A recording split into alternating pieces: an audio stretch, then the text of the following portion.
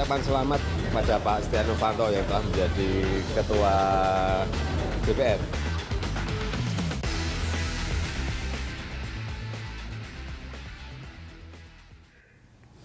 Kita lanjutkan diskusi kita pemirsa, dan kami sudah terhubung melalui sambungan telepon dengan politisi senior Partai Golkar yang juga anggota fraksi Partai Golkar, Fadel Muhammad. Selamat malam Pak Fadel.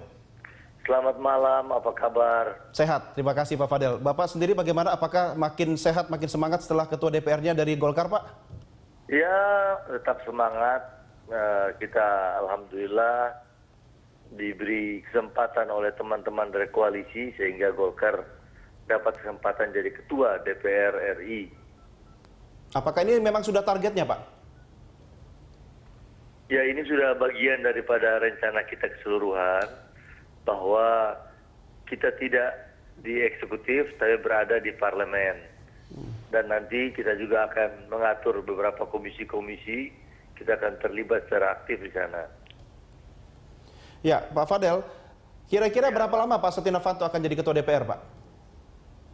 Ya, dalam rencana tentunya kan 5 tahun. Ini yang direncanakan 5 tahun. Kenapa kok pertanyaannya miris seperti itu?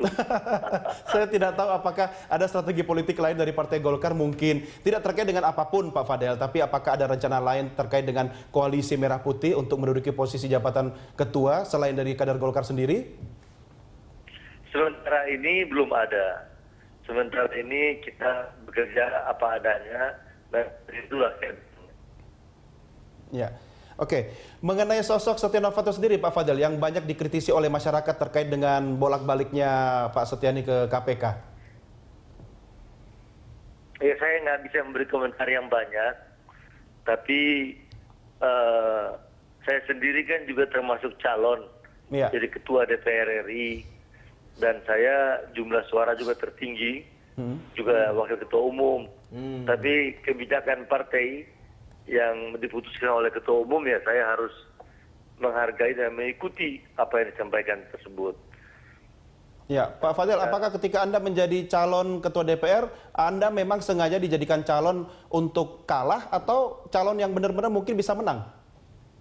Ya, saya nggak bisa kasih komentar karena itu kalau bicara di publik, saya mesti jaga jangan sampai menimbulkan konflik internal. Tetapi terserah penilaian daripada masyarakat, terserah penilaian komentar-komentar orang lah. Ya, Pak Fadel, saya dengar katanya malah sebenarnya suara Anda lebih banyak didukung, tapi karena mungkin ada telepon khusus yang meminta Anda untuk dalam tanda petik mengalah, apa betul? Bukan telepon, malah pembicaraan. Pembicaraan. Jadi kita ketemu tatap muka dengan ketua Siapa aja Pak Fadel? Bicarakan hal ini. Ada, betul ada. Pembicaraan. Jadi Anda diminta untuk mengalah? Ini kan bukan ya dibilang bahwa ini beri kesempatan begini ya, saya nurut-nurut sajalah. Kita ini kan tidak terlalu kedudukan, tidak semata-mata. Kita masih bisa berprestasi di mana-mana. Ketika Anda diminta mengalah, Pak Fadel, apakah Anda mendapatkan kompensasi jabatan lain?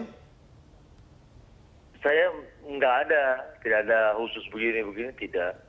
Saya malah bilang apa, silahkan aja kalau ada yang lebih baik, ada yang dianggap sudah potensi, silakan aja. Ya. Saya harus juga mengerti bahwa kebijakan-kebijakan pimpinan itu mungkin sudah ada pertimbangan-pertimbangan lain yang saya juga tidak tahu gitu. Ya, Pak Fadel, ini kesannya kok hasratnya Koalisi Merah Putih ingin menguasai parlemen untuk menjegal pemerintahan Jokowi JK. Benar seperti itu, Pak? Saya kira tidak benar. Tidak ada niat menjegal sama sekali. Tapi menyeimbangkan, Pak? Adalah untuk menyeimbangkan, check and balance. Menyeimbangkan pemerintah Jokowi JK ini supaya kita demokrasi lebih sehat ke depan. Demokrasi yang lebih sehat artinya kalau di pihak sana eksekutifnya mereka, ya di pihak sini legislatifnya Merah Putih. Okay. Tapi semua program-program yang pro rakyat akan kita dukung sepenuhnya. Ya. Dan akan terlihat nanti dalam kepemimpinan atau aktivitas ke depan. Ya, baik. Pak Fadel, bersama saya di studio ada Bang Eriko Sutarduga dari PD Perjuangan dan juga Pak J. Kristiadi. Saya ke Pak Kristiadi dulu. Komentar Anda, Pak Kristiadi. Ya, boleh. Ya, kalau dibanding gantengnya tentu ganteng Mas Fadel. Tidak nilai tambahnya kecuali ganteng, jumlah suaranya lebih dan sebagainya. Nah, ini sebetulnya yang sangat bagi saya menyedihkan, itu ada sudah pengurasan demokrasi di partai ya. Divisi demokrasi di partai dalam kasus ini di Golkar. Bagaimana seseorang yang mempunyai suara lebih dan sebetulnya orang yang juga tentu ada basis-basis yang lebih memadai, tapi ternyata ya harus ada pembicaraan-pembicaraan yang sebetulnya ini sangat merugikan perkembangan demokrasi internal partai ini. Ya kan?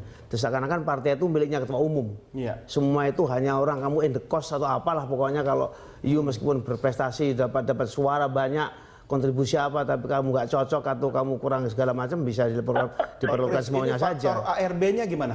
Ya itu yang saya katakan sebetulnya saya tidak tahu kok teman-teman di Golkar masih bisa bertahan dalam suasana seperti ini ya.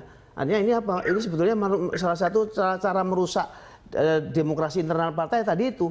Tidak ada demokratisasi. Dan ini partai seperti itu, Mas. Kalau diteruskan akan membusuk pasti. Karena apa? Karena tidak ada sesuatu yang lebih inklusif. Karena kemudian makin lama makin mengerucut kepada orang-orang di sekitar ketua umum yang kemudian disenangi karena alasan apa saja kita nggak ngerti. Tapi itulah orang-orang yang akan menjadi kendali partai politik. Dan partai politik seperti ini tinggal waktu aja. Ya, pembusukan menurut saya akan terus terjadi seperti itu. Itu dia kata kuncinya Pak Kris. Apakah memang pembusukan ini sengaja diproses untuk menyingkirkan ARB? Tidak tahu kok Mas Kemal kebalik ke seperti itu. Kalau menurut saya artinya ketika semakin busuk gitu kan, akhirnya kan suara generasi muda partai bisa saja kan? Oh iya, begini, partai ini semakin membusuk, tentu yang rugi juga rakyat. Ada partai sudah mempunyai perjalanan panjang seperti itu, kenapa kok terjadi pembusukan yang sudah sedemikian berat sehingga kemudian sudah tidak ada lagi prinsip-prinsip meritokrasi, prinsip-prinsip objektivitas yang ada pokoknya kepentingan saya. Youth melawan kepentingan saya, singkirkan semua. Nah itu bagi saya sangat tidak sehat tuh. Dan apalagi sebagai pilar demokrasi itu sangat mengkhawatirkan seperti itu. Ya, ini yang harus menjawab sebenarnya Pak Fadel ini. Bagaimana Pak Fadel? Apakah memang sudah sebegitu, saya pinjam kata Pak Kris ya, memprihatinkannya kondisi di Partai Pohon Beringin ini Pak? Saya kira tidak demikian. Tapi beliau kan seorang pengamat politik yang sangat tajam. Dan dia seorang scholar juga.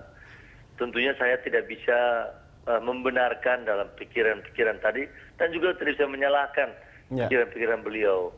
Kita sebagai sama-sama intelektual punya hak untuk menyampaikan sesuatu.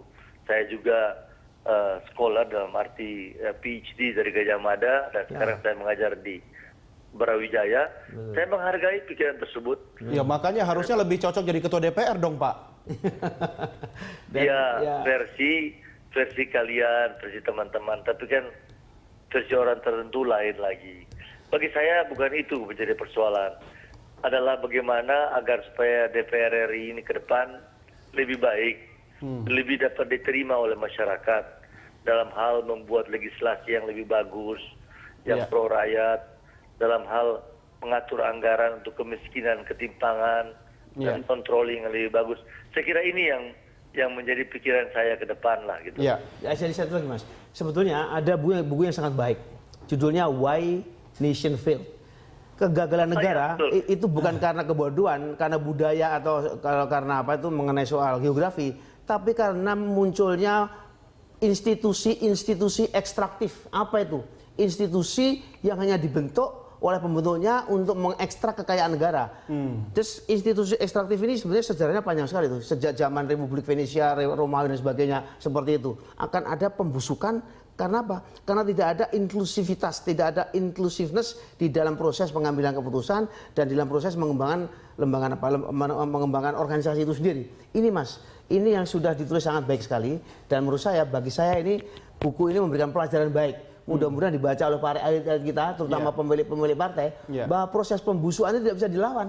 Uni Soviet itu 70 tahun adidaya, tapi busuk di dalam, kan ekstraktif. Apa instruktif? Tadi itu lembaga-lembaga dibikin hanya untuk kepentingan para pemutus kepentingan politik ini semua. Itu pelajaran yang sangat baik. Saya kira Dr. Fadil Muhammad pasti baca itu. Sudah baca. Kalau Dr. Fadil Muhammad pasti baca. Tapi anggota DPR yang lain jangankan membaca buku tebal, Pak Kris. Anda kan tahu baca RUU aja sudah susah gitu. Itu tidak usah dikomentari. Saya ke Bang Eriko dulu. Bang Eriko, ini kan tadi statement Pak Fadil saya ulang lagi bahwa sebenarnya kan siapapun ketua DPR-nya, siapapun pimpinan di DPR, selama program itu pro rakyat tidak akan terjadi gontok-gontokan dengan pemerintahan Jokowi JK. Dan sebenarnya kalau dari kami ya, bukan dari soal figur atau apa, tetapi sesuatu yang sudah terbentuk dengan baik. Sebenarnya kan ini bisa menuju lebih baik lagi.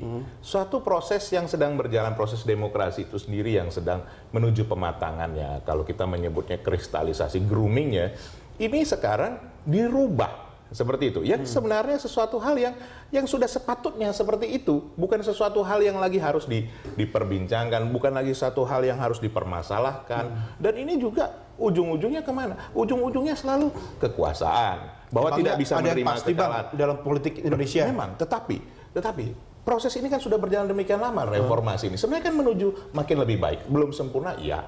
Tetapi kan bisa disempurnakan. Bukan berarti sesuatu yang baik ini lantas kemudian dirubah total seperti sekarang ini. Sehingga akhirnya apa? Semua kembali lagi berkompetisi di dalam hal perebutan kursi yang ada di DPR yang sebenarnya sudah pasti. Seperti itu yang selama ini terjadi. Dan selama ini di DPR ini kita begitu cair berkomunikasi satu dengan lainnya. Tidak ada dalam hal ini yang terlalu, wah kami fraksi yang berbeda. Tidak, kita bersama-sama. Sebelum ketok palu dalam paripurna sudah ada komunikasi politik dengan Partai Golkar? Tentu dengan semua sudah. Tapi nggak deal ya? Dalam hal ini ya tentu itu prosesnya. Kan semua proses ini berujung kepada finalisasinya. Kan itu sebenarnya. Boleh saja proses ini berjalan, tetapi kan akhirnya seperti apa. Oke, baik. Kita akan pertajam di segmen berikutnya, Bapak-Bapak sekalian. Tetap bersama kami, pemirsa, kami segera kembali sesaat lagi.